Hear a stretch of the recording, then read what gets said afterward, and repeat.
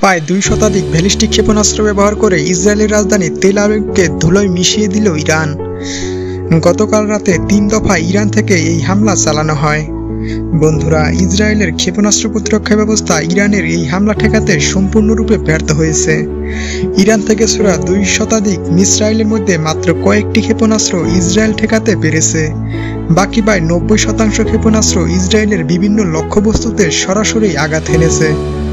ইসরায়েলের রাজধানী তেল আবিবে অবস্থিত মোসাদের হেডকোয়ার্টার ক্ষেপণাস্ত্রের আঘাতে লণ্ডভণ্ড হয়ে গেছে।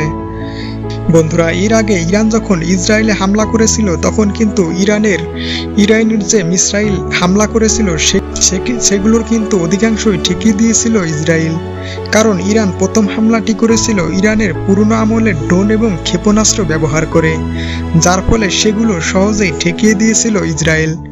কিন্তু এবার ইসরায়েলকে দাঁত ভাঙা জবাব দেওয়ার জন্য ইরান ব্যবহার করেছে আধুনিক ব্যালিস্টিক মিসাইলের এক বিশাল বহর, যে মিসাইলগুলো ঠেকাতে পারেনি ইসরায়েলের এবং আমেরিকার কোনো আকাশ প্রতিরক্ষা ব্যবস্থা। ইরান মোট 200টি ক্ষেপণাস্ত্র দিয়ে আক্রমণ করেছিল, যার মধ্যে 180টি ক্ষেপণাস্ত্র সরাসরি ইসরায়েলের বিভিন্ন লক্ষ্যবস্তুতে আঘাত হানে।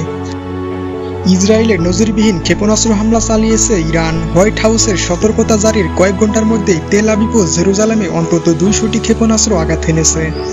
স্থানীয় সময় গতকাল মঙ্গলবার সন্ধ্যা 7টার দিকে এই হামলার ঘটনা ঘটে। এর মধ্যে কয়েকটি ঠেকাতে সক্ষম হয় ইসরায়েলের আকাশ প্রতিরক্ষা ব্যবস্থা। তাৎক্ষণিকভাবে হতাহত বা ক্ষয়ক্ষতির পরিমাণ জানা যায়নি, তবে এর ক্ষয়ক্ষতির পরিমাণ হবে বিশাল, কারণ প্রায় সবগুলো ক্ষেপণাস্ত্র ইসরায়েলের বিভিন্ন লক্ষ্যবস্তুতে আঘাত হেনেছে, যার মধ্যে রয়েছে ইসরায়েলের বিমান ঘাঁটি এবং মোসাদের হেডকোয়ার্টার। জেরুজালেম থেকে এক প্রত্যক্ষদর্শী দ্য গার্ডিয়ান অনলাইনকে জানান তিনি দেখেছেন মাথার উপর দিয়ে শত শত ক্ষেপণাস্ত্র উপকূল শহরের দিকে উড়ে যাচ্ছে।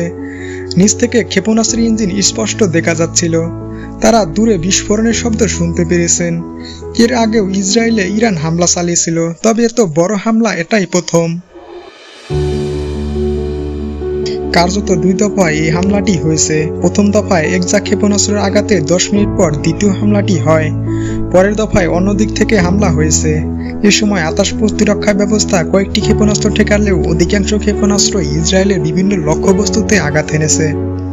সম্প্রতি ইরানের হামাস নেতা ইসমাইল হানিয়া ও লেবাননে হাসান নাসরুল্লাহকে হত্যার পর প্রতিশোধের ঘোষণা দিয়েছিল ইরানের সর্বোচ্চ নেতা আয়াতুল্লাহ আলী খামেনি।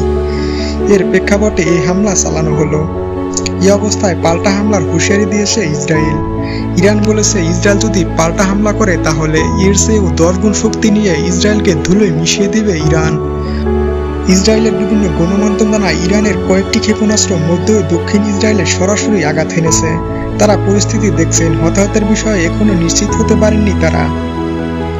ইরান বলেছে গাজা ও লেবাননে হাজার হাজার মানুষ হত্যার, সেই সঙ্গে হামাস, হিজবুল্লাহ ও ইসলামিক রিভলিউশনারি গার্ডসের নেতা ও কমান্ডার হত্যার প্রতিবাদে তারা এই হামলা চালিয়েছে।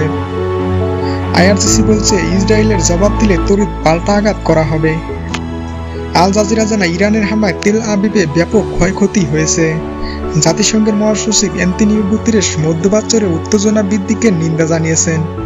এর প্রেক্ষাপটে পরবর্তী নির্দেশ না দেওয়া পর্যন্ত ইসরায়েলের সামরিক বাহিনী তাদের নাগরিকদের সুরক্ষিত স্থানে থাকার পরামর্শ দিয়েছেন।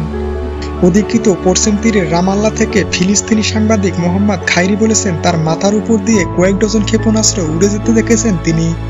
এগুলো বিরতিহীনভাবে যাচ্ছিল। গণমাধ্যমে প্রকাশিত ছবিতে ইসরায়েল বাসিন্দাদের আতঙ্কিত অবস্থায় বোমা আশ্রয়কেন্দ্রে ছুটতে দেখা গেছে।